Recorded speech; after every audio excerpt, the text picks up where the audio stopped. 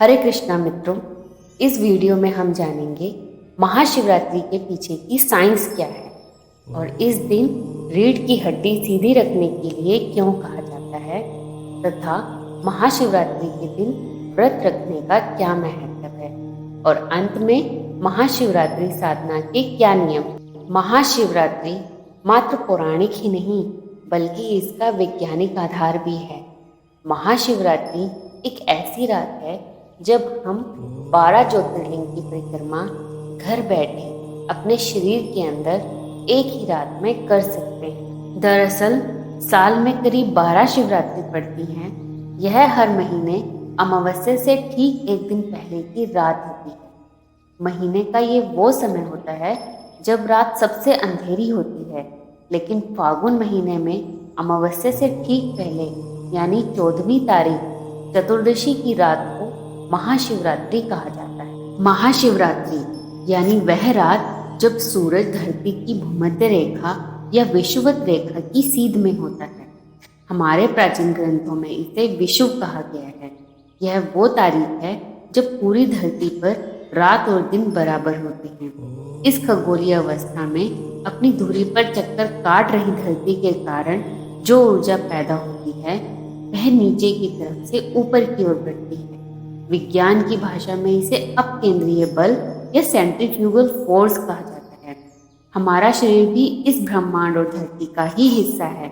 इसलिए अगर इस दिन हम अपने शरीर को सीधा रखें, जैसे कि योग की मुद्रा में बैठें या खड़े रहें, तो हमें शिव की ऊर्जा मिलती है।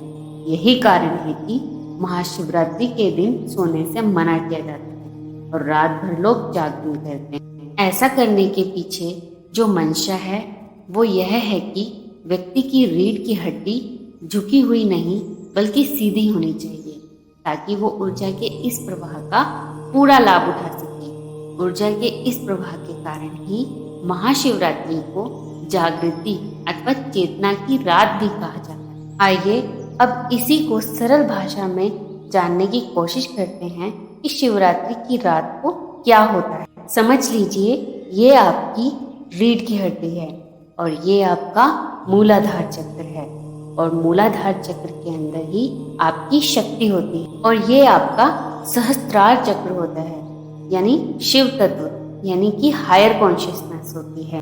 अब जब हम नॉर्मल दिनों में मेडिटेट करते हैं तब यह शक्ति धीरे धीरे ऊपर उठती है। अगर किसी दिन संभव हुआ तब यह जाकर सहस्त्रार चक्र में शिव तत्व में मिल जाती है।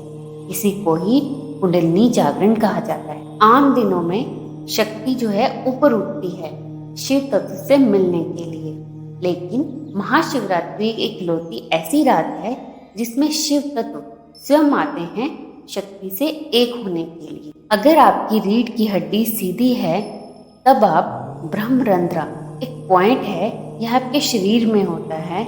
इसके द्वारा आप शिव तत्व को अपने शरीर में प्रवेश करवा सकते हैं। जैसे ही यह शिव तत्व मूलाधार चक्र में आपकी शक्ति से मिलता है, आपके शरीर में प्रकाश उत्पन्न होता है जो एक ज्योतिर्लिंग का आकार ले लेता है।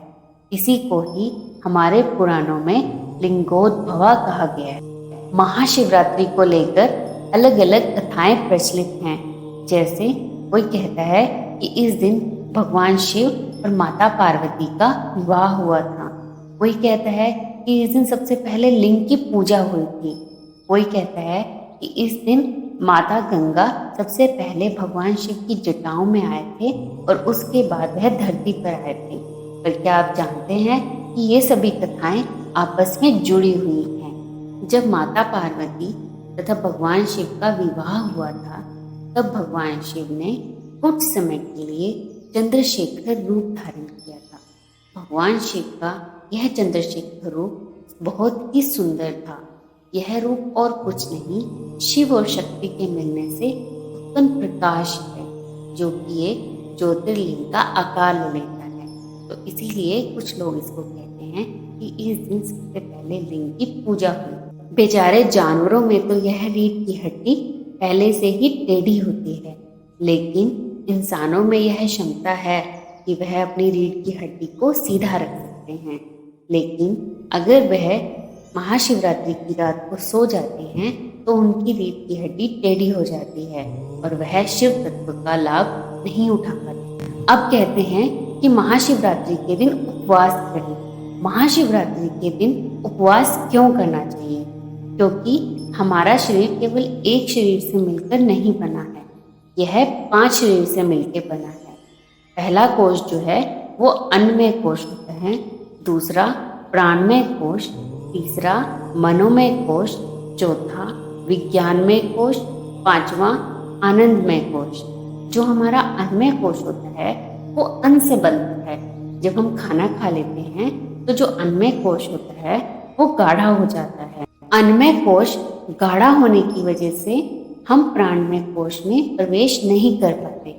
इसीलिए महाशिवरात्रि के दिन उपवास रखा जाता है ताकि हमारा अन्नमय कोश हल्का हो जाए और हम प्राणमय कोश में आसानी से प्रवेश कर सकें। और अंत में माता पार्वती और भगवान शिव की कृपा हम सब पर बनी रहे। और आप सबको मेरी तरफ से महाशिवरात्रि की हार्दिक शुभकामनाएं।